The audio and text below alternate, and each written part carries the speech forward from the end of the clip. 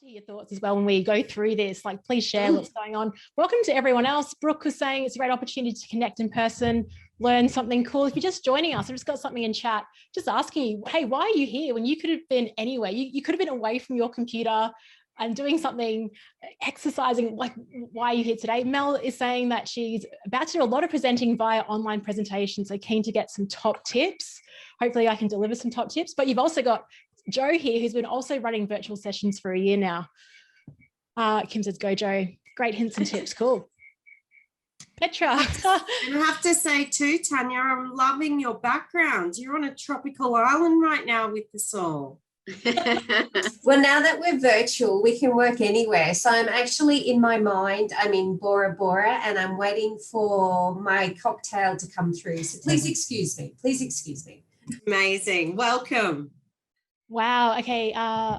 Lone, hopefully I pronounced that correctly. Digital events that go pop spoke to me in my role as curator of public programs in the cultural institutions. On-site events too volatile to lockdowns, so better planning for digital delivery at the same time is great. Cool. I'm glad. It seems to be like a very timely topic.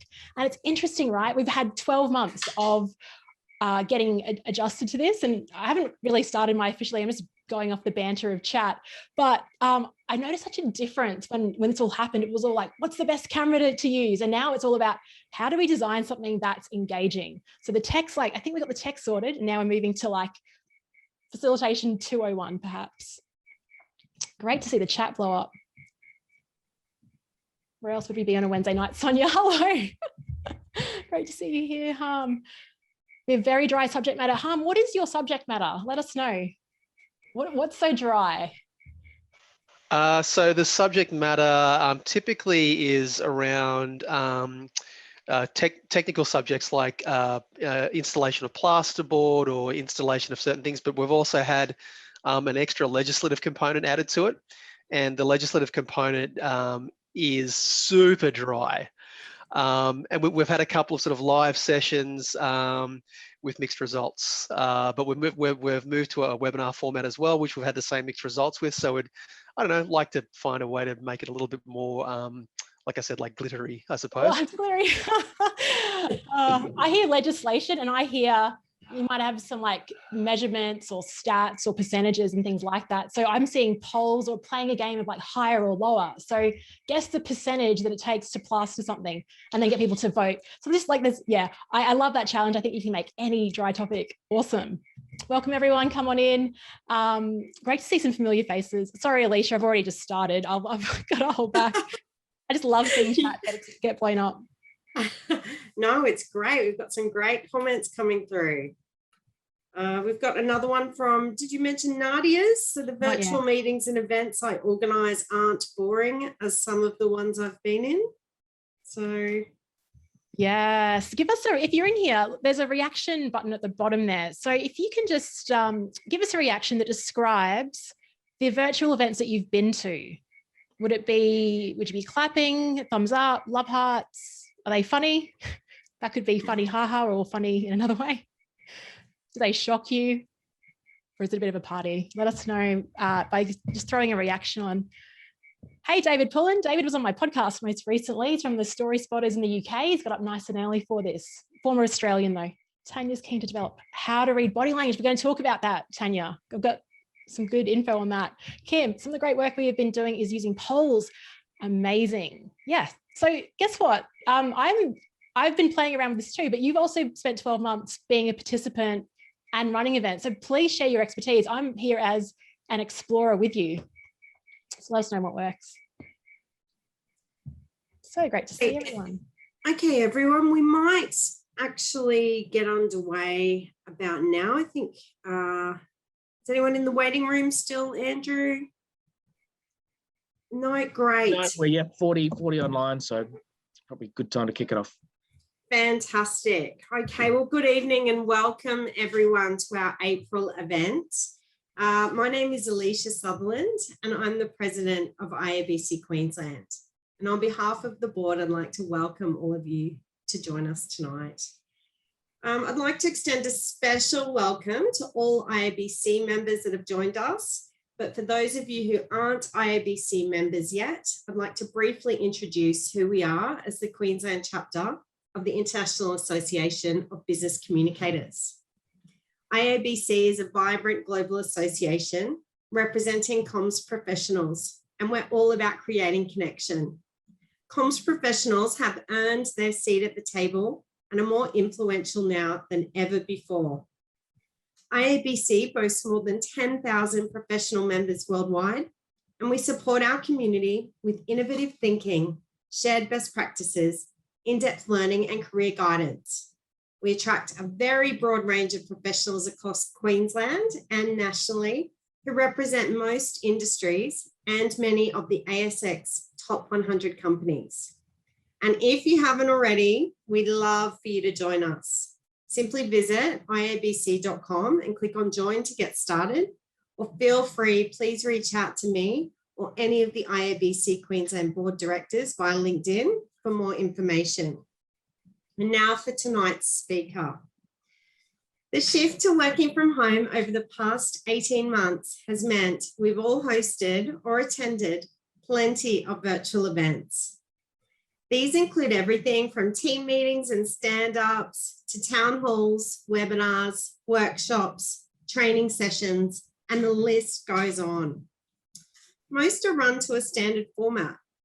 But just for a second, please put your hand up in the chat using the virtual tool at the bottom of your screen to tell us if you've attended any online events recently that really surprised and excited you. So let's have a look how everyone responds. How many hands are going up? Okay, we've got a few, but many of you haven't, and that's okay because you've come to exactly the right place. When we deliver virtual events, we want to connect, engage, and excite our audiences. To help take our digital presentation skills to the next level, tonight we bring you an expert in the field of creating virtual events that pop. So Leanne Hughes is a renowned international facilitator, speaker, and coach who loves creating unpredictable workshop experiences that predictably work. She combines her experience in marketing with her education in human resources and psychology to help leaders create engaging, everyday experiences online that are so contagious, they scale across teams, functions, and regions. So buckle up and hold on tight as I'd now like to officially welcome tonight's speaker, Leanne Hughes. Thank you, Alicia. That bio, by the way, using the word contagious, that was written pre-COVID. I think I need to change that. I just heard it and it's like, oh, contagious, probably not the right word. Hey, it's so amazing to have you here tonight. Like I said, you've chosen this over so many other things that you could be doing right now. Binging Schitt's Creek, exercising, going for a walk, having a coffee, just reading, chilling, scrolling Instagram. You might be doing that anyway. Thank you so much for that intro. What I want to do very quickly is just to let you know, just to give you a bit of a backstory on how my podcast started, and you might relate to this. A lot of you in chat are saying that you're starting to run these virtual events and training sessions.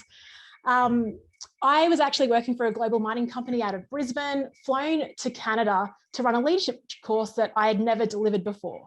So that was freaking out. I'd never run this program before. I got to Canada. I was jet lagged, having to drive on the other side of the road. So in terms of my comfort levels, it was extremely uncomfortable for me. As part of that, during the first day, and Petra, you've heard this story a lot of times, you've listened to my podcast, I had a participant in that session that just refused to engage with an activity. This was the first day, the first half.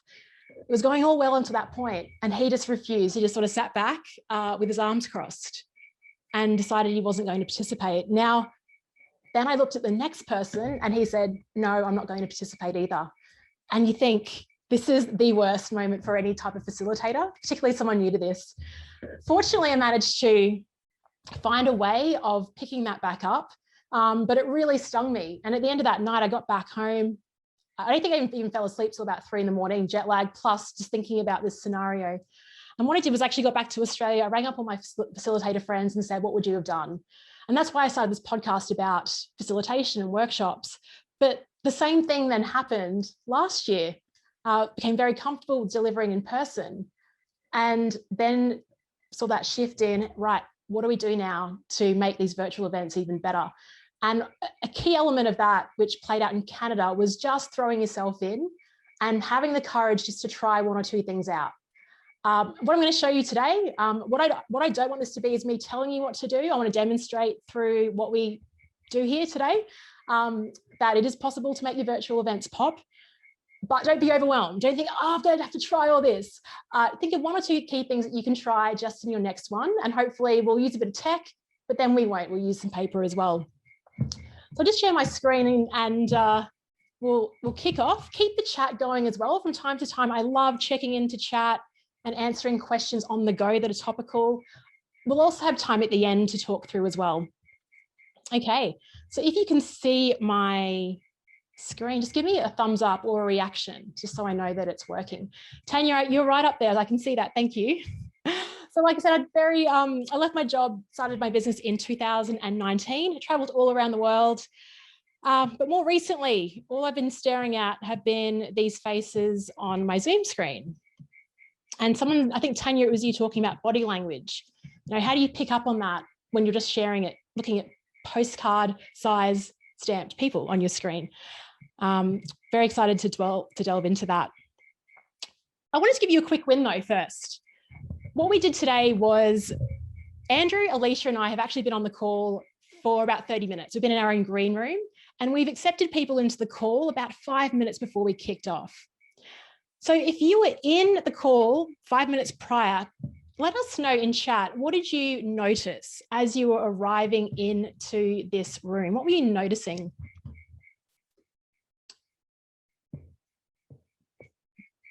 Calling on the early attendees. Yeah, the conversation was already happening, smiling faces, the question was posted. Yeah, a video on, that's right. So what we were doing was setting a standard. Maria, good banter, thanks for that, kudos. People engaging general chatter. Now, that's exactly right. So what you want to do with your workshops is just set a tone as quickly as you can of what you expect to occur as part of your workshop experience. So I love that you got the smiling faces, the energy right off the bat.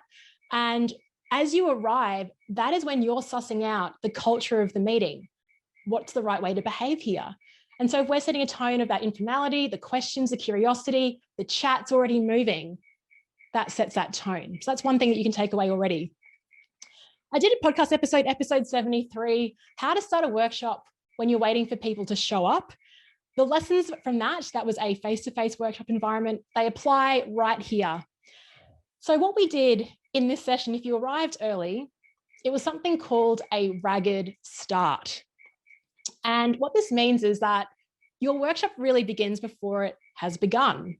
We had things going on, we had questions. I also want to show you in a second, I'm going to share my other screen, show you some things that I've done in other sessions as well. So what I'll do is, and if you are quick with moving, you can participate right now, is I'll put an image up on the screen when people arrive. I created this in Canva. It's basically just free elements from Canva I've thrown in. I'm not a designer. But what you can do is annotate over the top of that. And if you are quick and on a laptop, you're more than welcome to do that. To annotate, you just go up to the top of your screen, you click the annotate button or view options. Harm's already at it. Yeah, and just play around with coloring things in. I can see Nadia having a go, Taryn. So what this does is it just kind of reduces the pressure. If you're not someone that enjoys having that banter beforehand, you can switch it as a host, switch your camera off, switch the mute, your mute on, and let just people enjoy themselves and hang out with a coloring in tool. Other things I've done in the past with Annotate have included, I just put a world map on the screen. You can get a free image off Google, probably not copyright, so I apologize for that. Try and find a royalty-free one. And I'll ask people, hey, just plot on the world map where you'd like to vacation next once restrictions end. Look at this color, by the way. How cool is that? So we've got people stamping. It's really difficult to draw with a mouse, by the way. I think that's what we're recognizing. And the beauty of this, so basically, I spoke to the Professional Speakers Association of South Africa last month. That was on Valentine's Day. So I had lots of hearts. So all I did was to take the hearts out. I threw some champagne in because we're talking about events that pop. Okay, I'm unfortunately now just going to have to stop that share. But I love what you're creating. So stop the share. Well done, give yourselves a pat on the back. So that's one tool that you can use very quickly right off the bat, just to increase that engagement. Another thing people ask me all the time, I've got a Facebook group with 1,300 facilitators from all over the world, just sharing ideas on what to do in these workshops. And the question that's always on there is, hey, what's a great question that I can use to open up this event? I've got 15 people, they don't know each other. What's a good question for that? I will share a very cool website with you. It is called icebreaker.range.co. So if you can see my screen there, can you see that? Awesome. You can see here the difficulty of questions. So you've got intro, people that don't know each other. So for an event like this, I'd probably go to intro. We're all jumping in from around the world. And you can let me know the answer to this in chat. If you could wake up tomorrow with the ability to play any musical instrument, which one would it be? If you could wake up tomorrow with the ability to play any instrument, guitar, piano, drums, the harp, Sonia, it's such a magical instrument, harmonica, David pulling piano, specifically jazz. Now, David, we have to get you off mute in this session because you've got a beautiful voice as well. Harpsichord, saxophone, Jessica, woman after my own heart, saxophone for me. Great, euphonium. Jenny, I played the euphonium when I was younger.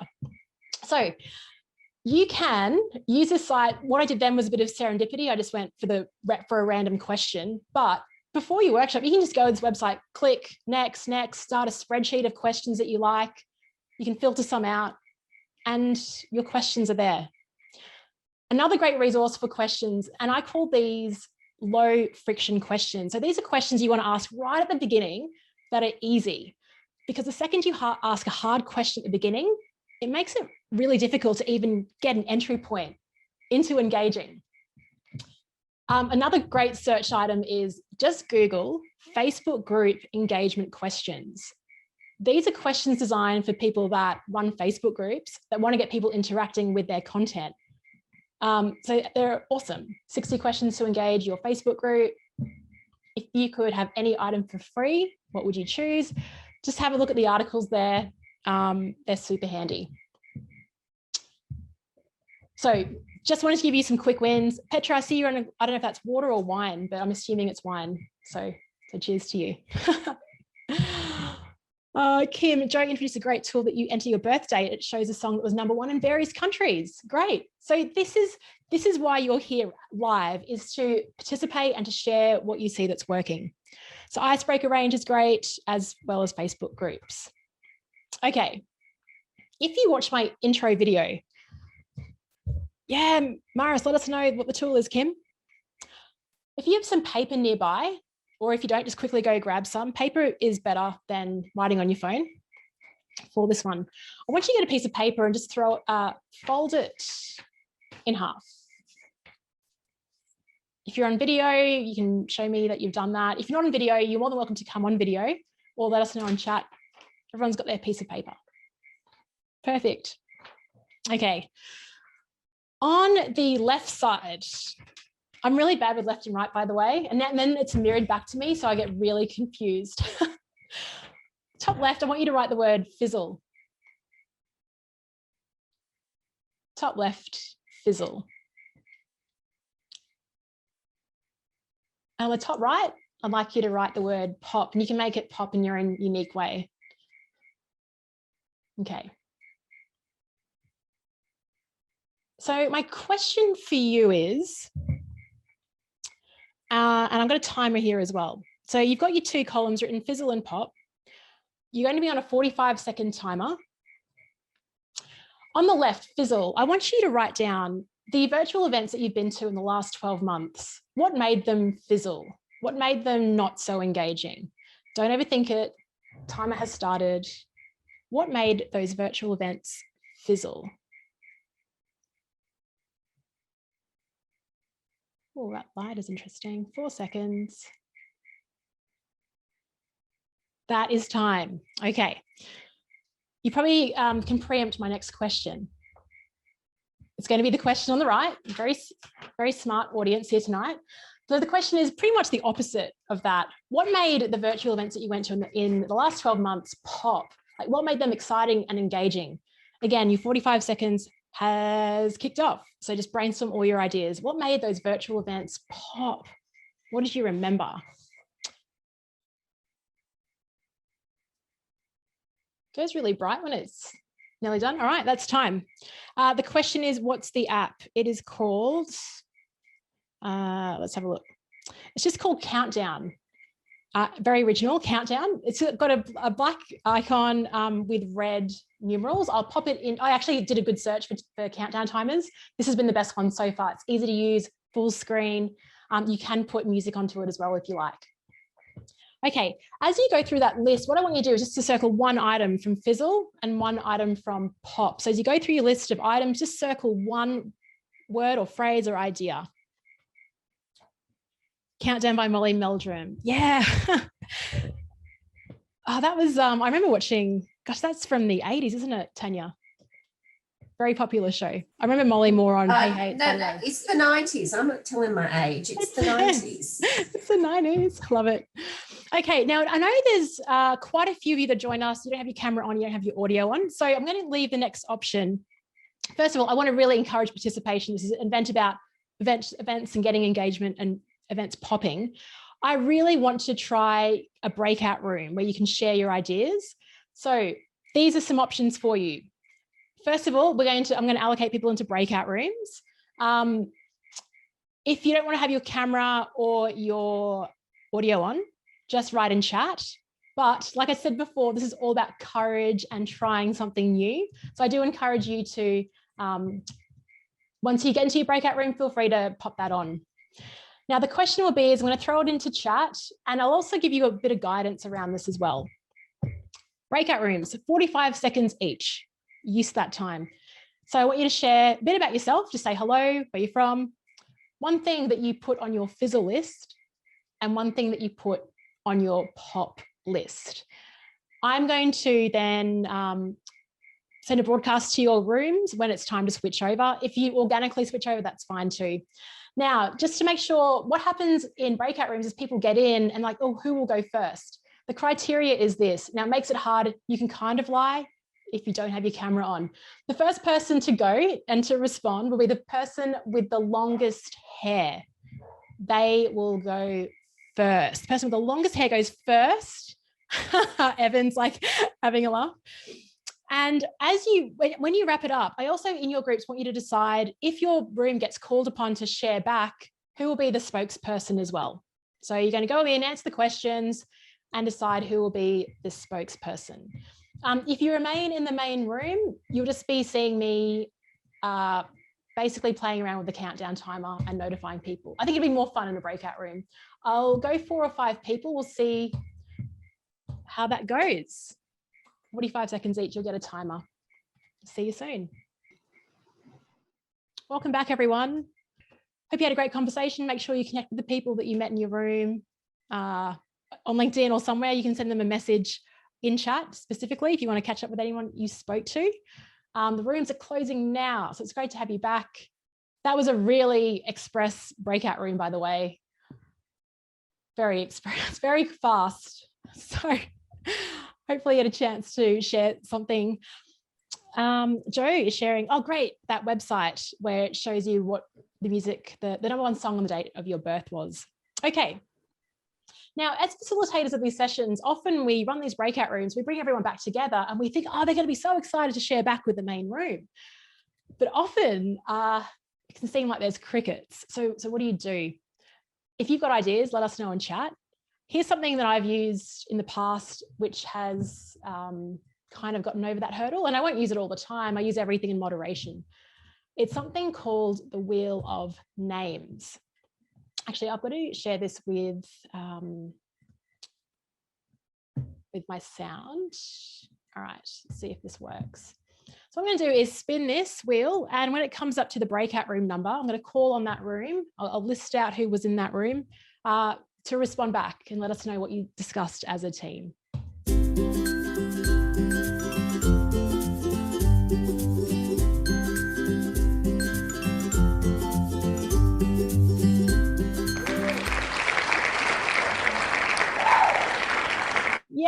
Breakout Room 1. Okay, that was C. Kovac, Paula Hurley, QTA Zoom, Sonia, and Trevor Robertson. Breakout Room 1. Would a representative like to share what's something you spoke about in the fizzle and pop sections? That's funny because we didn't get to, we didn't actually end up choosing a speaker. So, so we're good at following instructions. So who wants to jump in? I'll do the fizzle. We talked about technology that doesn't work, software that's used that people aren't familiar with. And so it becomes really clunky than trying to use software that they're just not familiar with, that they can't move around and use, etc. Frustrating when people just read slides, when presenters or others, present slides that they could have provided earlier on as background reading or whatever, but they just read the slides.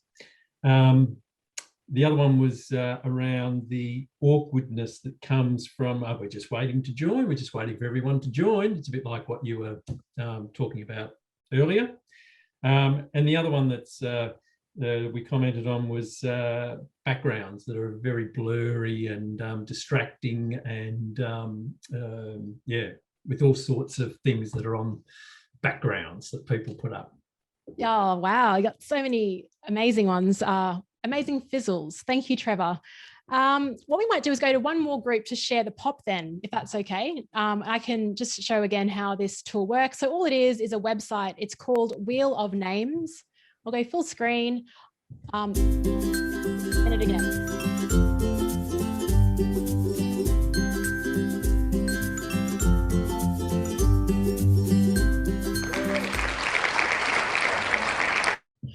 Breakout Room 4, sorry to hold that applause, which was Anna, Craig, Gracie, Jessica Masters, Nicole Grant, and Rosalind. Did you have a representative just to share something that pops? Yep, that was me. We said that having a really good facilitator helps, having an icebreaker, if people have done their prep, and we actually liked the good use of visuals, sounds, colours, etc. Prep, good use of visuals, great. Visuals and sound, lovely. Was that Nicole? Yes. Thank you so much, Nicole. Thank you. Cool. So that's, I think, I won't do any more sharing in the wheel. Now, that was a bit novice of me. What I usually do in between rounds of the wheel is you can change all the music, you can change the colors. So it makes it really more fun. I was getting a bit sick of that tune. But often when we look at these workshops, the best way to think about it is coming from your own perspective as a participant and really thinking about what's landed with you and what doesn't land with you. That's how I've really developed as a facilitator. It's just when when I'm in an audience, I'll take it'd be like an out of body experience. I'll think about, what am I enjoying about this? What am I resonating with? What isn't landing? And that's how I sort of craft and try to improve my craft. I was part of an event last week. It was called the Online Meeting Revolution, and they actually talked about some really interesting statistics here. It was all about the current state of meetings over the last year, and they surveyed 1,500 people across the US and asked them a few questions. Now, what I won't do is I won't use Slido now because I think it's a bit of tech overload. I'm keen to get into some content here, but I'd love you to guess in chat a couple of questions that came up. So the first question was, do you believe that online meetings are more engaging than face-to-face meetings? Just write a yes or a no. Leanne, we've also had another question come up in chat through from, is it David? Someone's asking what app you're using to write live during the event tonight. Cool. So the app is Notability. And I'm using it. So what I've done is airplayed my Apple Pencil, my iPad to Zoom. And I've just created these slides within Notability. So this whole presentation, I have not opened PowerPoint or Google Slides or anything. I did this on the couch with my Wi-Fi, just designed it there. So how joyful is that?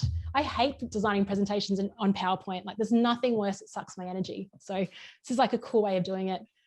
Okay, I'm just going to scan these. Okay, we got yes, no, no. Yeah. Okay, so that kind of represents it. But you know what was interesting? They found that 61% of people actually prefer online meetings. 61%, over 1,500 people in the US, they preferred online meetings. I don't think that's represented here. I'd say it goes the other way.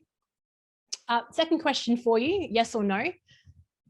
Anne-Marie, due to convenience, yes, and they feel also like they actually have more of a voice in an online meeting, maybe because, I don't know, the status is equal perhaps. That online report here, you can grab it at slido.com and dig into the data. Second question was this: have you ever left a meeting without saying what was on your mind? I'll get you to guess a percentage here. So what percentage of people do you think surveyed have left a meeting without saying what was on their mind? What percentage of people? Christine, yeah, it's kind of high. Nicole.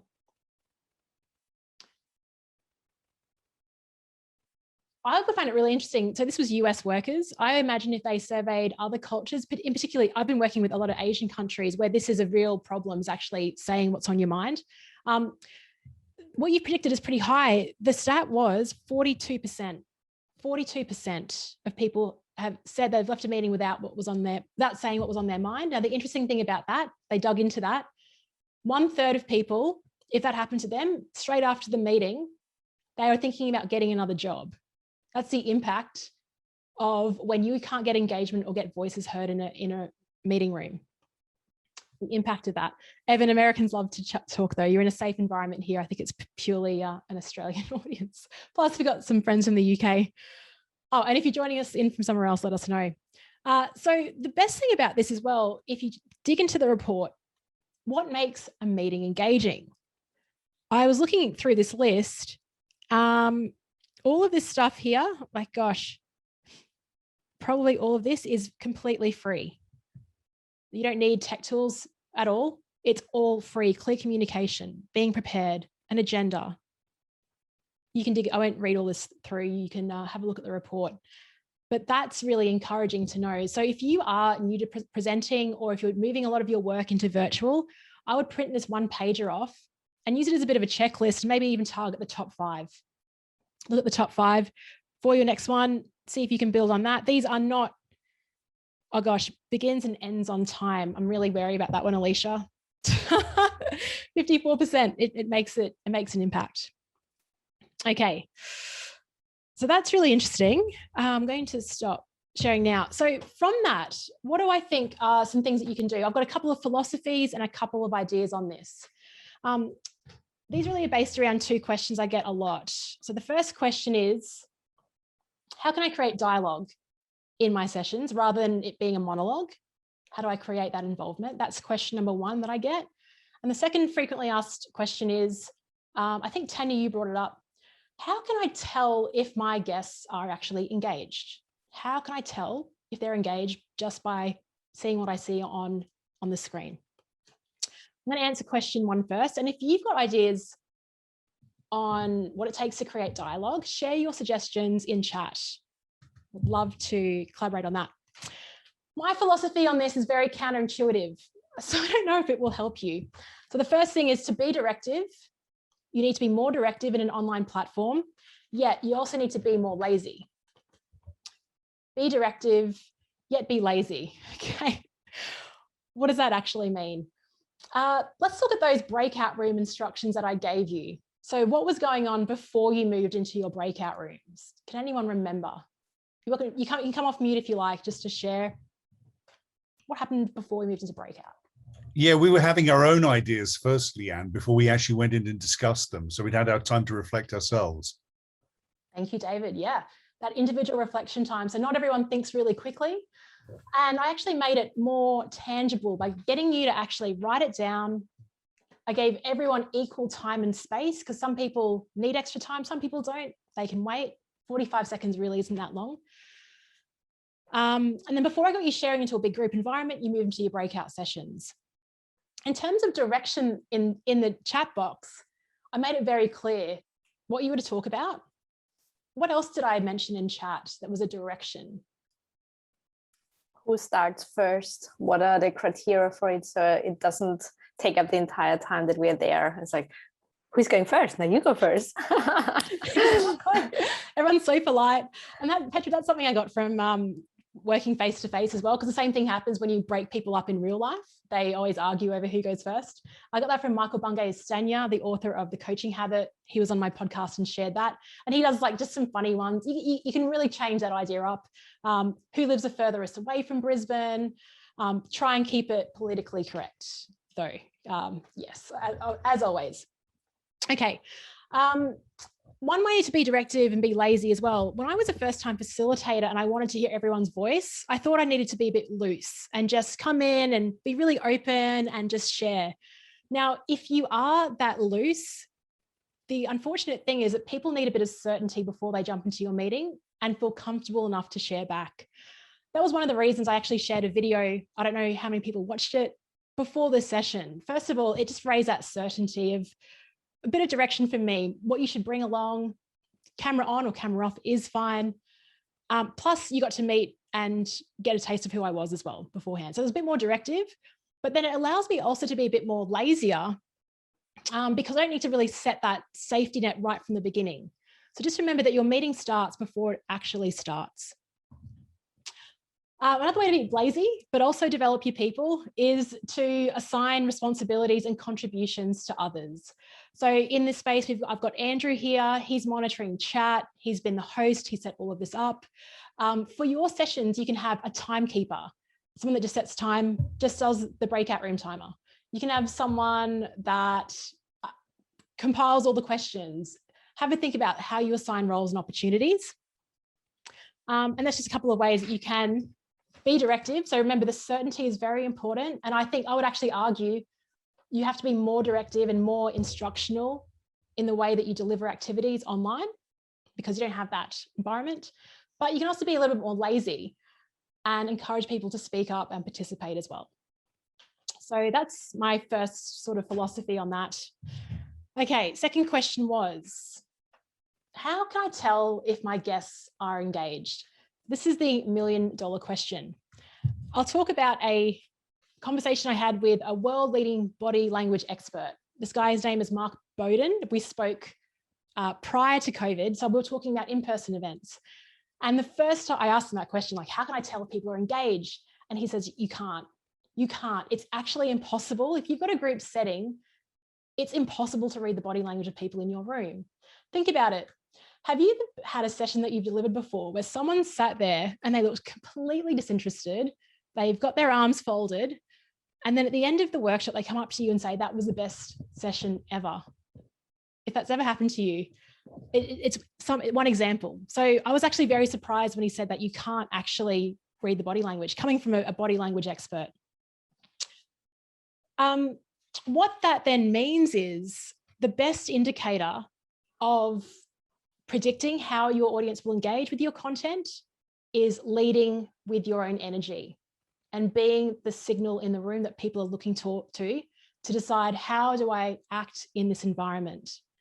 And that's why the beginning of the session was so important. The smiling, the energy, the chat going off, that set that tone. We're leading with energy. Same as a gym class. I go to a 5:30 a.m. gym class. I'm a zombie when I walk in. Everyone around me is as well. The gym instructor walks in. She's not looking at our body language to tell if we're engaged. She's decided that she's going to come in, she's going to put the music on, and within 30 seconds of her upbeat energy, we are rising up to match her as well. Mara, it's crack a joke.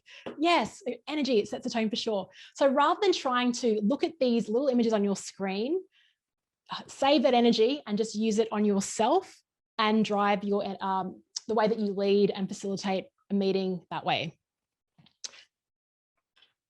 Now, the biggest thing that we have, the biggest problem with these online sessions is when we sit in front of a screen, we expect to be entertained. I think, I don't want to make any predictions here. I'm a child of the 80s. Most of us are brought up with TVs. Okay, so we're used to sitting down there and we're like, okay, entertain me, entertain me. And we bring that same philosophy when we jump into these online sessions. And so when something isn't entertaining, we then grab this, or we put on our best poker face when we're actually doing something else. So our biggest battle is for attention. And I think if you can't beat them, why not join them? And I was trying to think, okay, so what does Netflix do? What is television doing that we can then incorporate into our workshops? So my answer is, it's not the content. Content is important, but I think there's something more important than content. If you've got any ideas of what that word might be, pop it into chat. Petra's guessed with connection, contrast. Christine, you nailed it. Context. There's a lot of great CON words, by the way. Construct. It could be so many different things. The word that I really have as my North Star is contrast. So what do I mean by contrast? Anyone have any ideas? You want to pop off mute and share? What does contrast mean? Or let us know in chat. What does contrast actually mean? Short, succinct, different variables, I suppose. Yeah, that's right, Tanya. And I'll Lots of ads. Yeah, like the ads. And also, if you watch Netflix, any TV show, how often are they switching the camera angles? It's like every 3 or 4 seconds. Now, we don't have to do that, but that's what we're up against. That's how they're keeping our attention. Our attention span is like gotten so, it's just so tight now. Leanne, you've nailed it. Mix it up. That's it.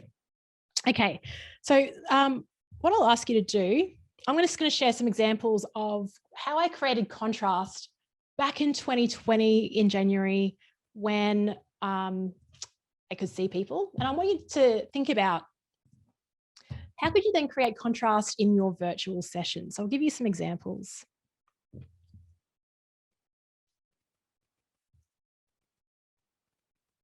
Creating contrast in person. I like to think of it, like a nice sort of wavelength, highs and lows. So in person, I was presenting in front of the room versus the back of the room. I was getting my participants to stand and sit. We were listening, then we were talking, watching versus reading, talking fast, talking slow. My question to you is, you can grab a piece of paper, and again, I'll put a I'll just put a 45-second timer on again. What are some ways that you can bring this philosophy of contrast for your virtual event?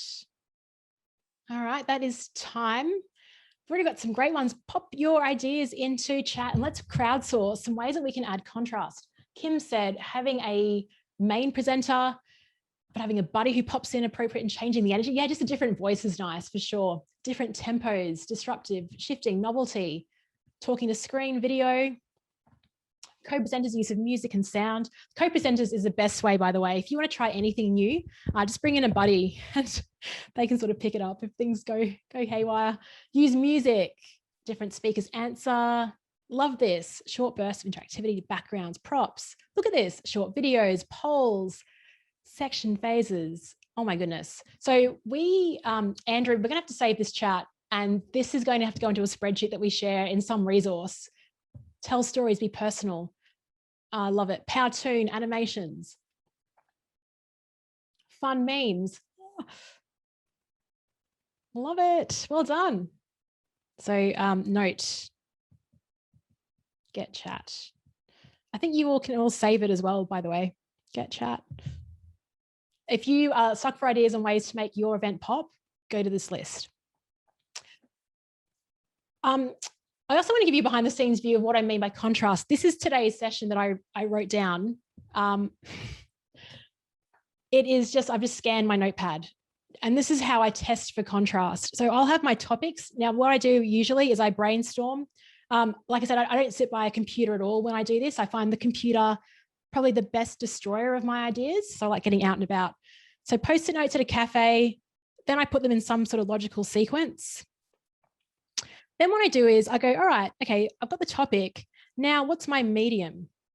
How am I delivering that? So what I've got in here, I've got my question in chat. Then I've got the cardboard piece of paper. Go to slides, then get you to do your work, wheel of names. I throw some stats in, people like numbers, then we'll do a bit of a Q&A around that. Talk directly to the camera. Back to slides, chat, share back reflection activity. I've got a backup activity if there's time, which I will throw into a resource, Q&A. Okay, so really want to show you my scrappy efforts just to hopefully encourage you. This isn't rocket science. It's just the ideas, it's getting it out there. And then your last step is just to map it out, ensure you have contrast. One thing I do want to share is that I did have in there, I'll move to Slido. But as I was going through this, I thought, gosh, there's too much. There's actually too much contrast at the moment. We're moving from this to this, phones, paper. So I actually cut that bit out. And you'll probably get a sense of that as you go through your presentations as well. Yeah, so contrast. What I might do, we've got 10 minutes remaining. I'm really keen to throw some questions from any one of you. So you can let us know in chat if you've got any questions. Otherwise, I'm happy to keep riffing, but I know we've got a few new presenters here. Maris, what do you do if you have an IT department that just says no to all cool tools? Maris, like, you got to be besties with your IT people. That's like the best career advice I was ever given. You got to be good mates with them, but we're in a safe environment here. So yeah, well, Mel's already responded. I try, I tell you, I do try. Sometimes they block me at every turn and it's like, no, you can't do this. No, you can't do that. It's like, oh my God. So one of my favorite things that happens to me, I feel you. Just remember, constraints enable creativity. Okay. Like, I used to work for the government. I also worked in a really, gosh, we couldn't do anything. Like, to even buy something for $10, you had to get approval, right? That was the phrase that got me through that. But Maris, what I love about this stat, which is in that report, I won't share my screen again. The top 10 items on how to make a meeting engaging, none of them included tech tools. None of them. Tech came in at use of technology to get ideas, 43% of people. So that was actually right down the bottom. So this is what I mean by there are so many other ways that we can create this engagement. Clear communication doesn't require tech. The organizer is prepared. There's an agenda. So I encourage you to, a good question is. I get that, but we're talking about virtual events, right? Yeah. So we're talking about events where we can't be there in person. Mm. So tech is a really big part of virtual events, especially, well, for my organisation and 7,500 people. And it's like, you know, we keep getting like, oh yeah, we have live stream. It's part of Microsoft. Oh, but we've never tested it. So we'll need 300 volunteers. How the hell am I going to do that? What tool do you use to video conference on at the moment? Are you using the Microsoft Teams? Oh, we use Teams, yeah. but we also have live streams. So we're investigating that for large, like for 700, 1,000 people. Awesome. Events. And it's like, you know, we have a struggle with our IT department in terms of, oh yeah, we can test it, but you need to find 300 volunteers to test it. Oh, that is a challenge. Could you perhaps test it outside of, like, do a live stream using another tool outside of work? I say that as just tonight, I'm trying to sort of spitball on the spot, and please give Maris ideas as well in chat. Yeah, so what I would do is, I've actually done live streaming before, you know, Facebook Live, YouTube Live and things like that, and things stuff up. But as a result of doing it, you get better as well. So I guess what you need to do is really gather evidence to get your IT person to start trusting you. And the best way to gather evidence is to actually do things and show them, hey, this is what we tried. This is how it's really similar to Teams. And I think if we just experimented with this and no one will get in trouble, I will take all responsibility. I think that's probably, yeah, think about it. They're worried about themselves getting in trouble. So if you can take that on yourself and say, I'll take all responsibility for this. We'll have a play. The intention is just to have fun.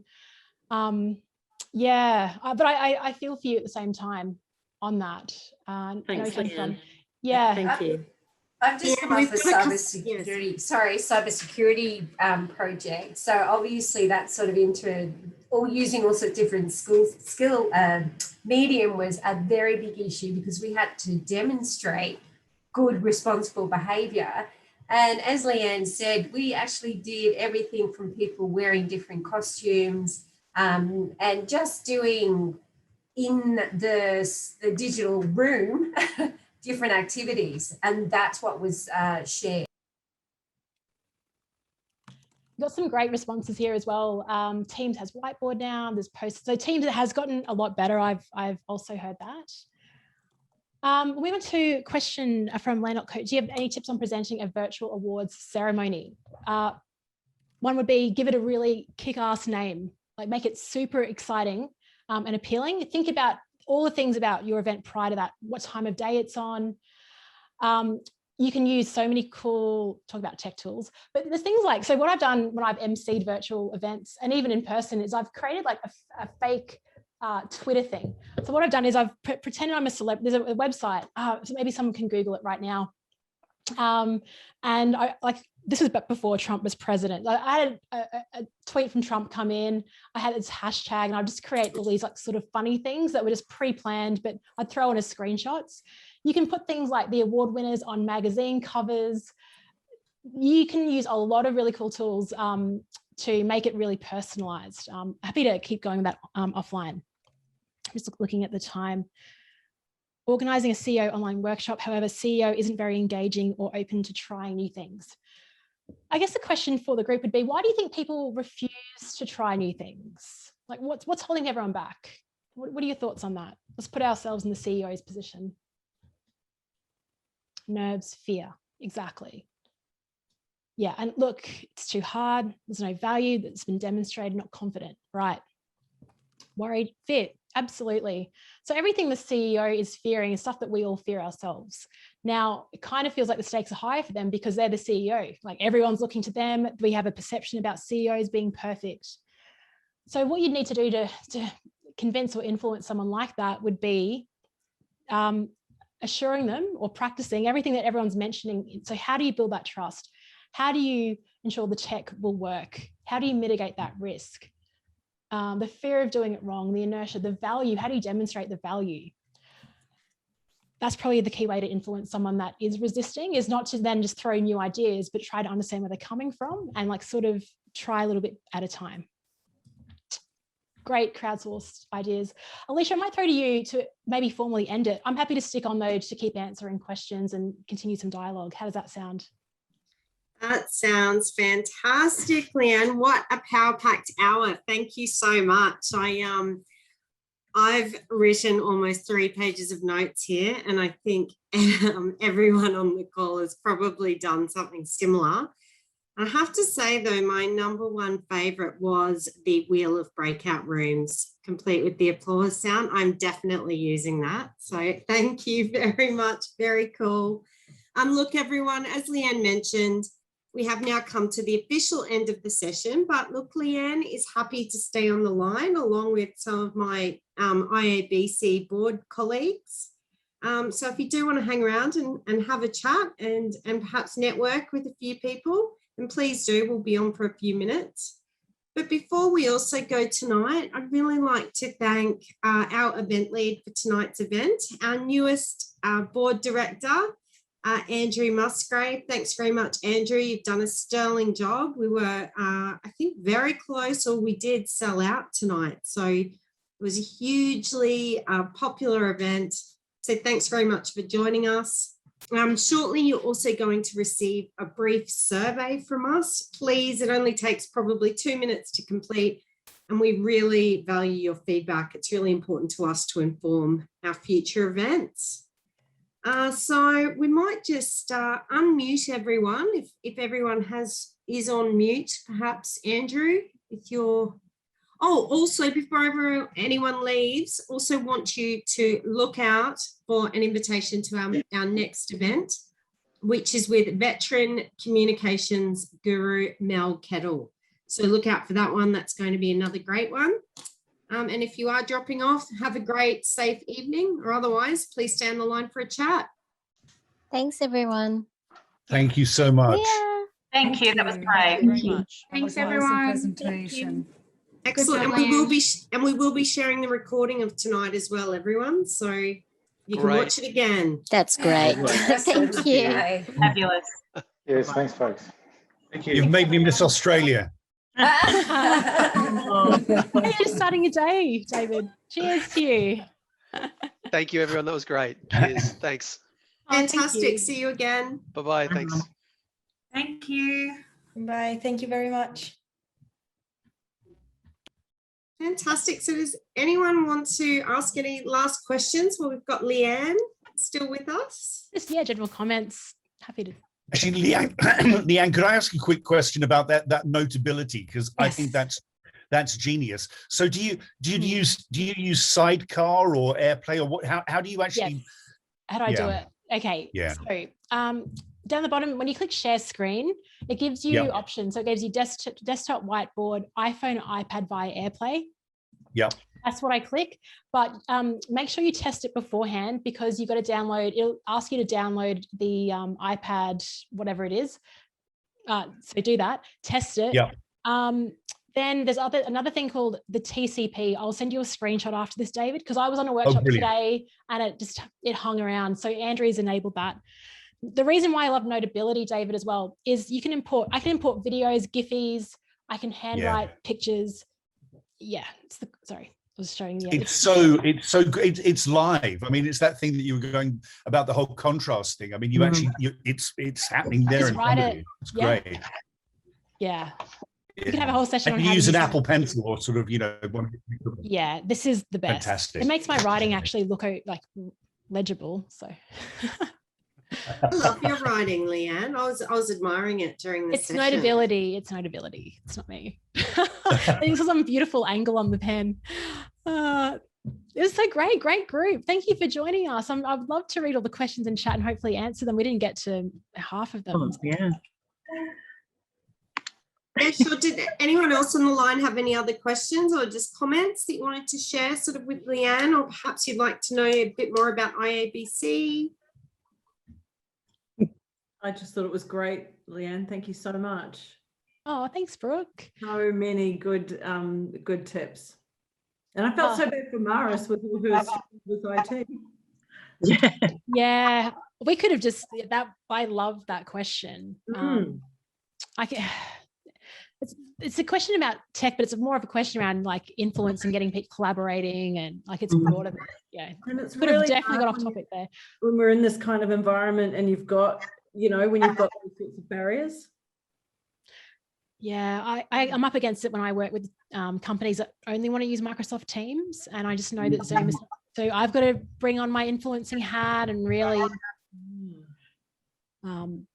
I usually win, which is just like, it's so much better, like the enthusiasm, like I can really talk to the difference. So yeah.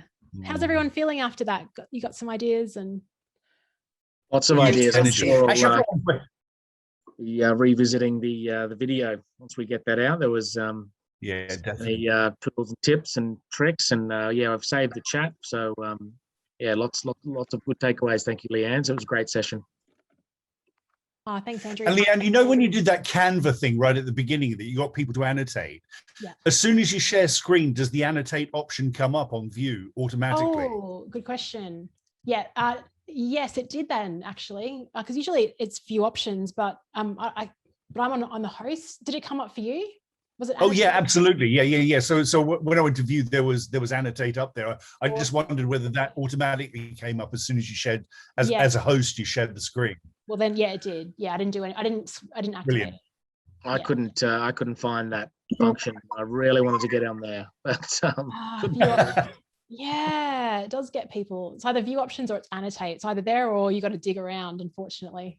I was going to say, Andrew, I've got everything I shared. Then I've got links to on my website. So if you want to send that out with the survey, just so then it's one place people can go. That's a good idea. Good idea. Yeah. Yeah, I think I brought some new ones up as I was talking, and yeah. I'm going to drop off for my breakfast. So lovely to meet you all. Awesome. Thanks for joining us, David. Thanks for joining us, David. And That's thank great. you, Alicia. Really great session. Thank you, Leanne. Speak soon. See you again. Thank you. David. Bye-bye. Good.